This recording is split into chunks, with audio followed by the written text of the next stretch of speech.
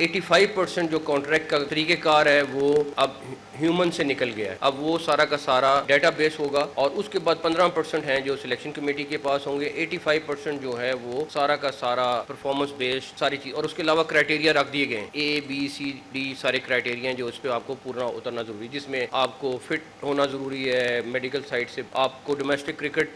का मिनिमम ये खेलना ज़रूरी है, जिसमें आपको मतलब एक पूरी तफसील है जो आपके पास मौजूद है लिस्ट में। तो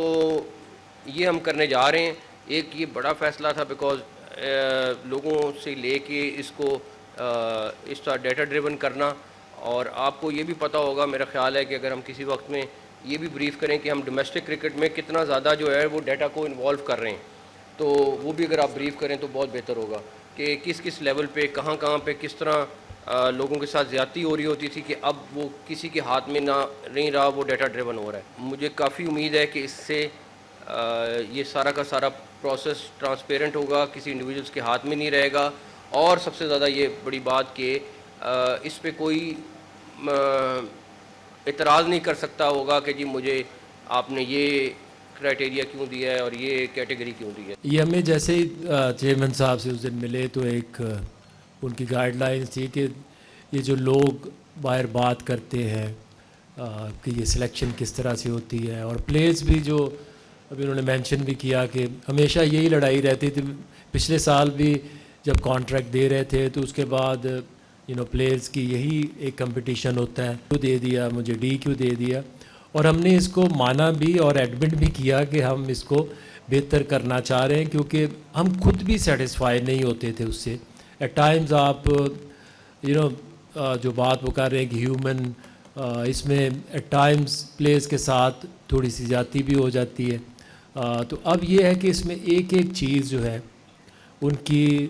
जो मेडिकल से हम शुरू हुए हैं कि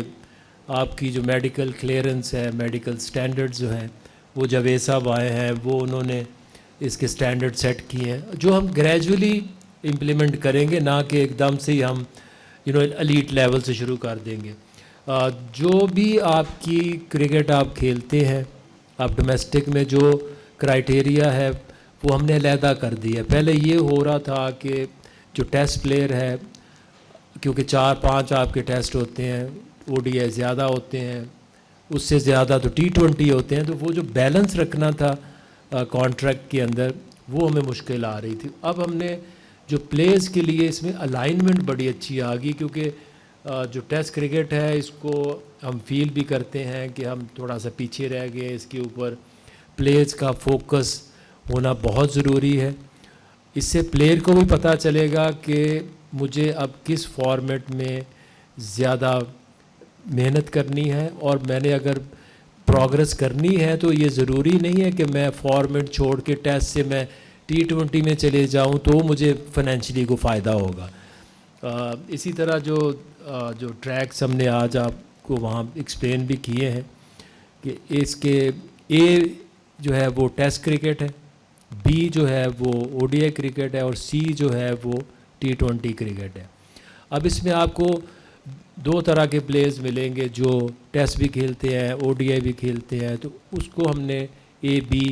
कैटेगरी में रखा है। जो वनडे क्रिकेट भी खेलते हैं और T20 भी खेलते हैं, तो उसको हमने B-C कैटेगरी रखी है। सिर्फ A टेस्ट क्रिकेट, और एंड में जो ओनली T20 प्लेयर्स हैं। इसी तरह से उनकी जो स्कोरिंग है वो इंटरनेशनली रिनाउंड जो सिस्टम है वो उनकी रैंकिंग करेगा, और रैंकिंग जो है वो सिर्फ उस सिंपल आपकी run scores, average, strike rate नहीं देखेगी, वो आपकी एक एक चीज़ कि वो उस वक़्त इम्पैक्ट क्या था बॉलिंग में, सिर्फ नॉट ओनली द विकेट्स और आपकी इकॉनमी, बिकॉज उस परफॉर्मेंस से आपकी टीम को क्या फ़ायदा हुआ है।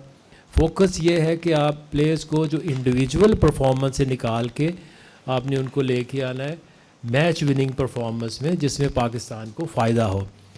ये ना कि सिस्टम यहाँ पे इम्प्लीमेंट करेगा, ये डोमेस्टिक में पिछले साल से ये सिस्टम इम्प्लीमेंट हो चुका है। एल्गोरिदम एक सिस्टम है हमारा जिससे आपकी डिस्ट्रिक्ट लेवल से लेके आपकी रीजन तक, और रीजन से आगे जो डोमेस्टिक कॉन्ट्रैक्ट्स मिलते हैं वो भी एल्गोरिदम के सिस्टम से मिलते हैं। वहाँ भी अगर आप देखेंगे, आप जाके अपनी रीजन्स में, डिस्ट्रिक्ट्स में बात करें, तो अब वो कोई चक्कर नहीं है। हमें भी पता है कि मेरी क्लब के इतने लड़के, उस डिस्ट्रिक्ट के इतने लड़के, तो अब ये बिल्कुल सिस्टम से आउट हो चुका है। वहाँ पे आपकी परफॉर्मेंस सिस्टम में आएगी तो ही आपकी सिलेक्शन होगी। तो आज मैं समझता हूँ कि ये एक बिगनिंग है जिससे आप लोगों को, क्योंकि आप लोग इसको कवर करते हैं, जो लोग हैं जो शौक़ से देखने आते हैं, जो प्लेयर्स हैं जो पार्टिसिपेट करते हैं, हम लोग इस एंड पे उनको मैनेज करते हैं, तो सबके लिए ये अलाइनमेंट होना बड़ा ज़रूरी थी, ताकि जो एक ह्यूमन एरर है, जैसे चेयरमैन साहब ने कहा, उससे हम बाहर निकल रहे हैं। प्लेयर्स को कमेटी ने बहुत अच्छी तरह ब्रीफ किया है और आई थिंक उनको बड़ा अच्छा फीडबैक मिला है और उनकी काफ़ी तसल्ली हुई है, बिकॉज उनको हमेशा ये प्रॉब्लम रहती थी। तो उससे पहले I would like Mike to say about this document, and then Dr. Saab, and then we can take the questions.